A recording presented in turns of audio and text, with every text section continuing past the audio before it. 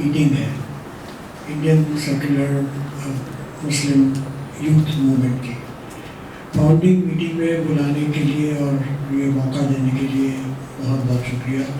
بہت خوشی ہو رہی ہے کہ ایک جو تھوڑا گیپ رہا ہے ہم لوگوں کی کنہیں کارنوں کے, بہت سارے کارن ہیں اس کے, لیکن ایک جو گیپ رہا ہے وہ گیپ کو پورا کرنے کے لیے ہم کچھ قدم اٹھا رہے ہیں. تو اور خاص کر کے ریفارمس کی بات ہم لوگ یہاں کر رہے ہیں. یہ ایک بہت اچھی بات ہے اور اچھی شروعات. امید کرتے ہیں کہ یہ چلتا رہے گا, سسٹینیبل ہے, کہ یہ پرکریا چلتی رہے گی. میری ایک اور پہچان اس طریقے سے ہے کہ والد صاحب نے جو ریفارم موومنٹ بہرا کمیونٹی کے اندر شروع کی تھی, اس کی گولڈن جبلی بنانے کے بعد ہم لوگ آگے بڑھ رہے ہیں. اور آج شام کو زوم پر ہماری ایک میٹنگ ہے جہاں مڈل ایسٹ سے کچھ لوگ جڑیں گے, کچھ لوگ نارتھ امریکہ سے جڑیں گے, اور ہندوستان سے کچھ ہندوستانی مسلمان, بہرا مسلمان جو وہاں جا کر بسے. اور ہم لوگ ایک مدعا اٹھانے والے ہیں عدت کا, کہ عدت میں جس طریقے سے مہیلاؤں کو پریشان کیا جاتا ہے, ہماری ریفارم موومنٹ وہ مدعا اٹھانے والے ہیں. اور آج ہم لوگ ایک ریزولوشن رکھیں گے کہ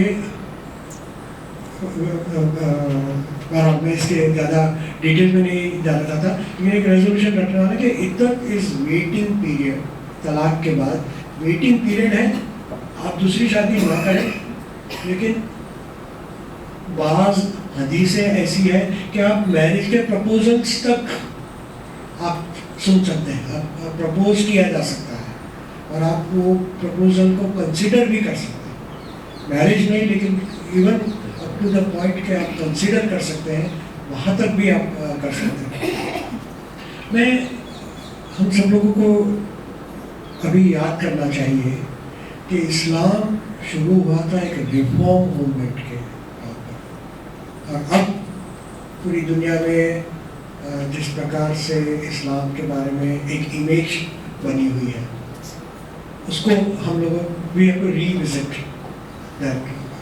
کہ اسلام ایک ریفارم موومنٹ کے طور پر شروع ہوا تھا کہ جو عرب پریکٹسز تھی, عرب عادت تھی, اس کو اس میں تبدیلی لانے کے لیے اللہ کا حکم, اللہ کا میسیج پروفیٹ محمد کو آیا.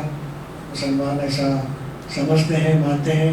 اور اگر آپ قرآن کی بہت ساری آیاتیں پڑھیں گے تو اس میں یہ سارے ریفارم کے ریفرنسز آپ کو ملتے ہیں.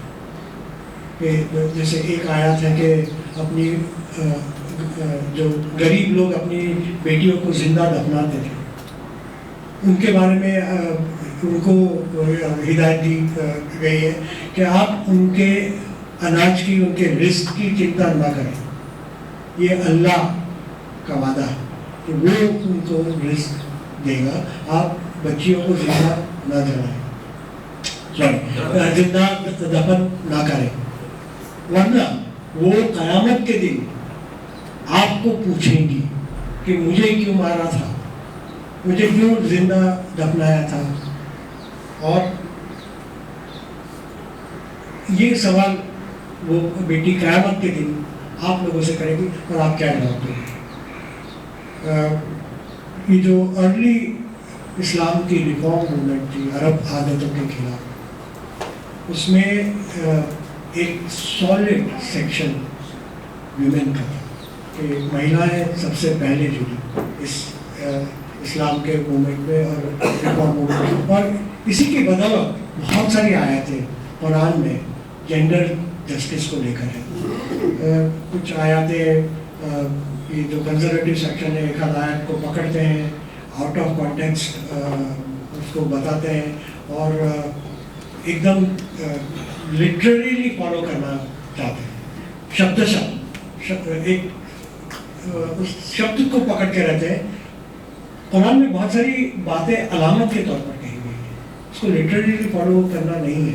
اور بہت ساری آیتیں کانٹیکسچوئل تھی, اس کانٹیکسٹ میں कही गई थी वो हर वक्त के लिए नहीं थी। हर वक्त के लिए तो जो वैल्यूज़ है जो यहाँ लिखे हैं, इक्वालिटी, जस्टिस, कंपैशन, पीस, ये जो वैल्यूज़ हैं ये हमेशा के लिए, हक, ट्रुथ, अदल, इंसाफ, इसके लिए। और अब इस्लाम को दो तौर पर समझा जा सकता है। एक बास उलमा और बाद में जो जंगें हुई, जंगों के बाद ऐसा माना जाता है कि इस्लाम स्टेट, एक राज्य बनाने का, एक स्टेट बनाने का एक फाउंडेशन है। ये समझ बहुत मर्यादित है। कुरान सभी मुसलमानों को और सभी इंसानियत को एड्रेस करता है, सिर्फ मुसलमान को नहीं, और इंडिविजुअली सभी व्यक्ति को एड्रेस करता है। ये इंडिविजुअलिटी ह्यूमन राइट्स का एक फाउंडेशन है। ह्यूमन राइट्स का हम देखते हैं कि पहले राजा,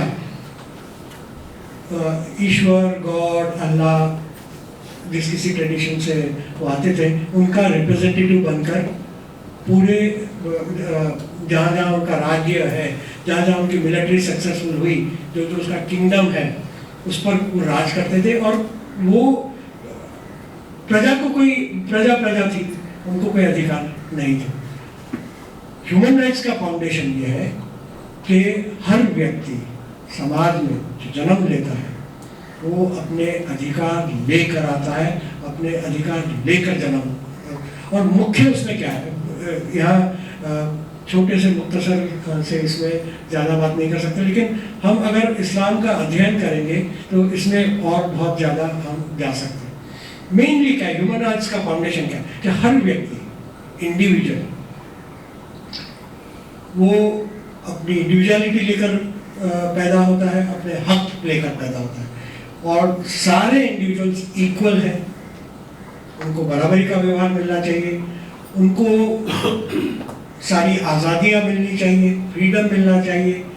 आप UDHR पढ़ेंगे, universal declaration of human rights, उसके फाउंडेशनल प्रिंसिपल यही है।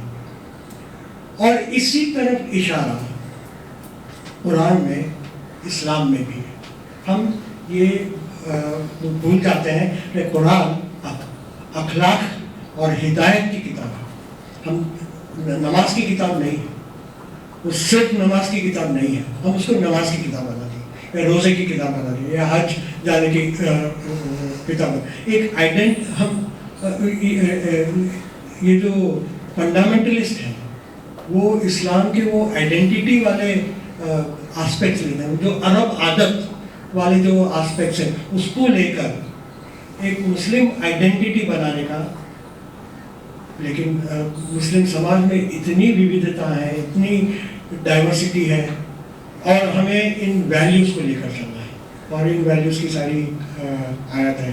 मैं आज यहाँ अभी सारी इसमें शायद नहीं जा पाऊँगा, एक आध ये एक्चुअली ये सारे इस्लाम में है, और ये सारे ये जो वैल्यूज़ यहाँ लिखे हैं वो ह्यूमन राइट्स के फाउंडेशन।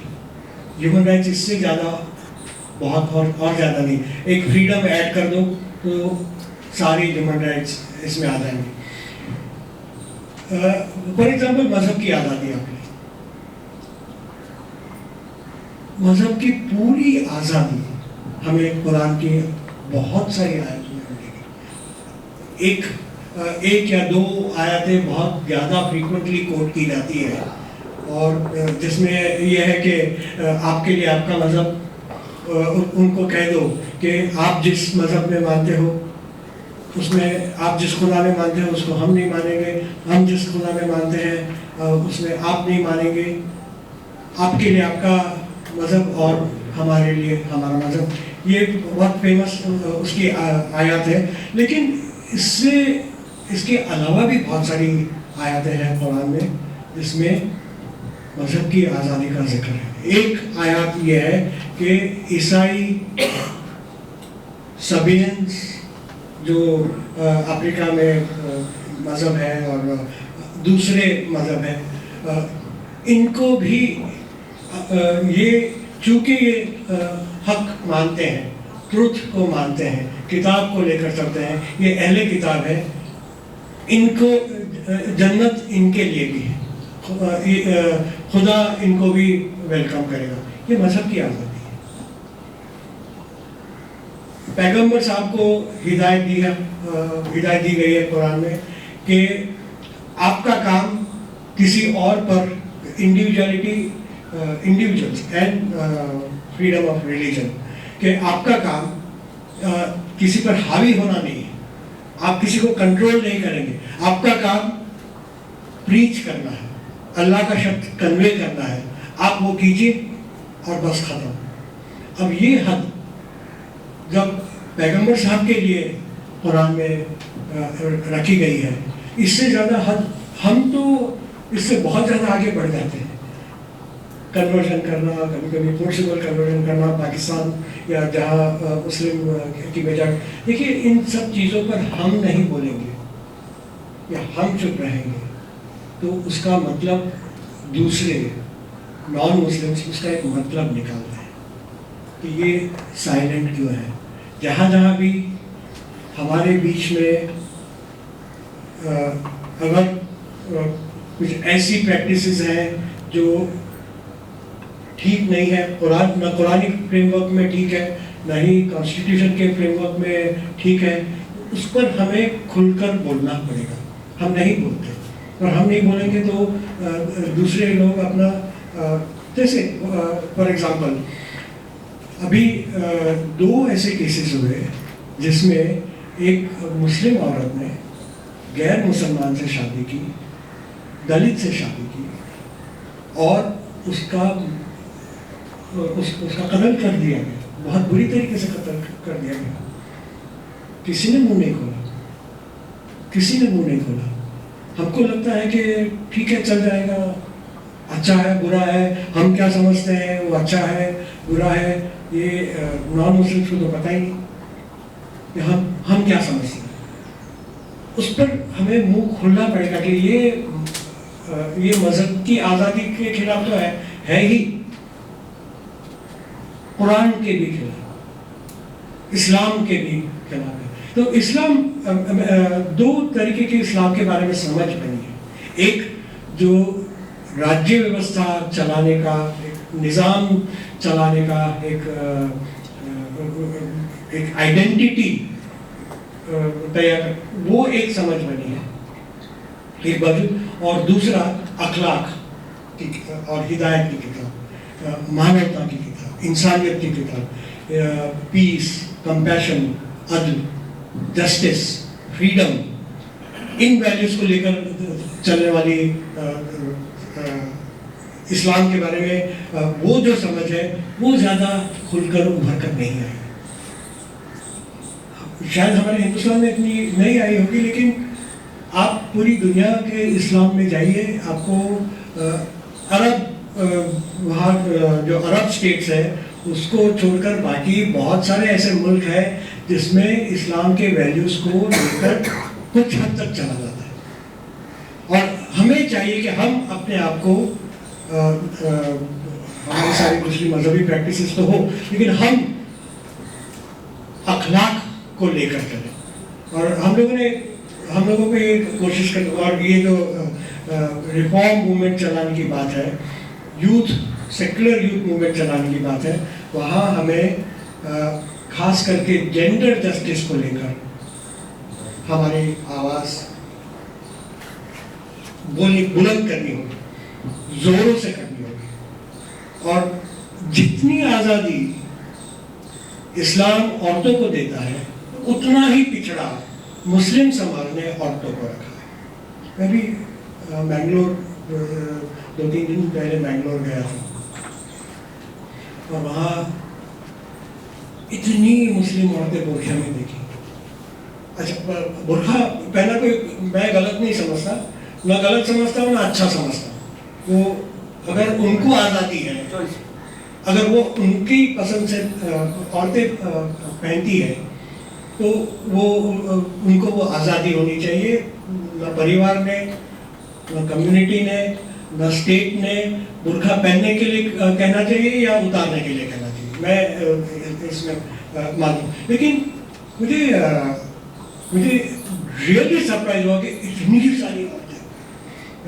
جیسے ہم ایک علاقے میں گئے جو مسلم بہل علاقہ تھا بنگلور کا، وہاں گئے تو سارے، میں نے ایک عورت بنا برقعے کے نہیں دیکھی.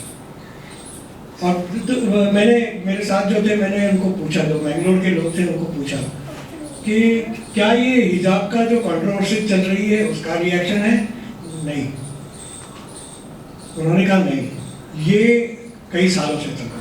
یہ عرباز، یہ جو مڈل ایسٹ میں نوکری کرنے گئے، اور سعودیائزیشن ہے یہ سماج کا. تو ہمیں we don't need to copy سعودی، کسی کو کاپی نہیں کرنا. ہمیں جو ہمارے اندر جو غلط ہو رہا ہے، اور ہمارے اندر مہیلاؤں کو سپریس کرنے کا، ان کے ادھیکاروں کو سپریس کرنے کا جو کام ہو رہا ہے، اور ان کو پچھڑا رکھنے کا جو کام ہو رہا ہے، اس کے خلاف بولنا ہوگا، آواز بلند کرنی ہوگی. اور بہت ساری ہم جس طریقے سے ہمارا مذہب پریکٹس کرتے ہیں، کبھی کبھی وہ دوسروں کے طرف انسینسٹیو ہوتا ہے. لاؤڈ اسپیکر کا ایک، اگر ہم نہیں بولیں گے تو دوسرے بولیں گے، اور دوسرے بولیں گے تو ہمیں اچھا نہیں لگے گا.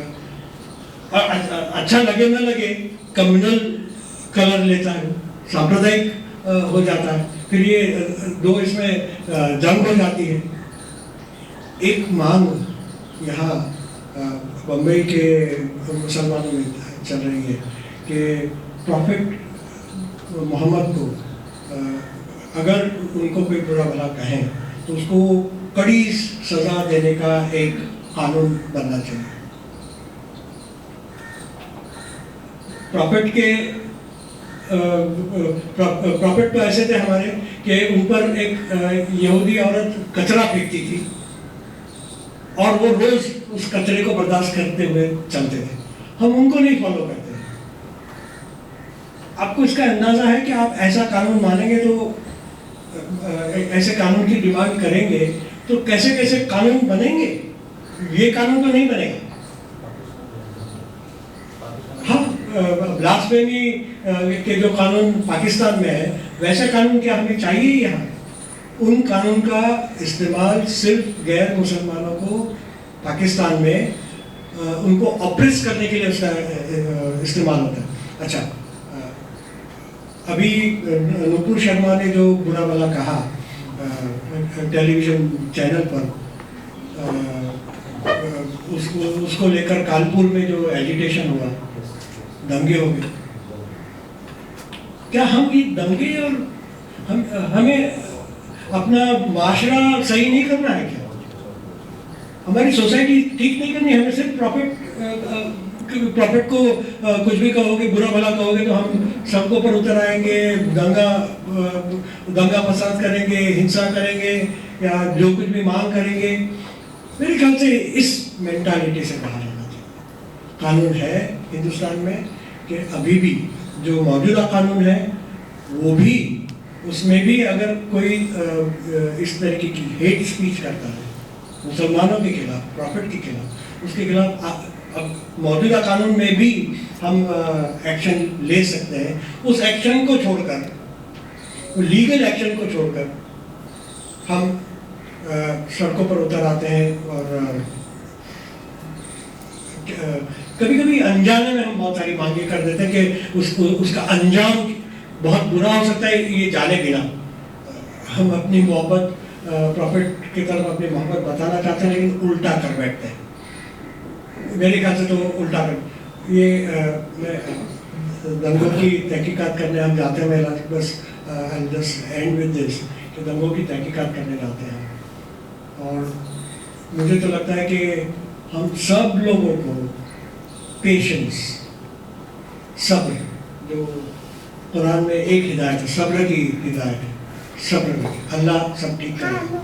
لیکن صبر کا مطلب یہ نہیں ہے کہ ہم کچھ کیے بنا بیٹھے رہیں. ہم جدوجہد کرتے رہیں معاشرہ ٹھیک کرنے کے لیے، اور صبر، اس کے ساتھ ساتھ صبر کریں.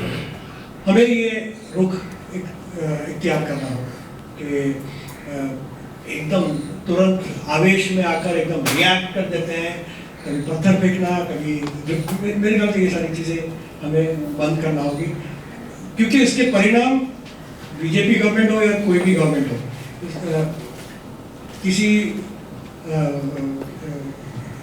किसी बेगुनाह पर पत्थर फेंकना और उसको निशाना बनाना ये एक गलत काम ही है। तो बीजेपी गवर्नमेंट हो या ना हो, बुलडोजर से हमारे घर डिमोलिश किए जाए या ना किए जाए, हमें अपना माशरा और हमारे अखलाक सही करना होंगे। और मैं आज बस यही ख़त्म करता हूँ क्योंकि वक्त ज़्यादा नहीं है, लेकिन मेरे ख्याल से तो हमें एक ह्यूमन राइट्स को लेकर, इस्लाम में जो ह्यूमन राइट्स हैं उसको लेकर एक पूरा सेशन सब जगह चलाना चाहिए, ताकि हम अपने आप को पहचान सकें और we need to critic ourselves. So thank you once again for giving this opportunity to speak. Thank you.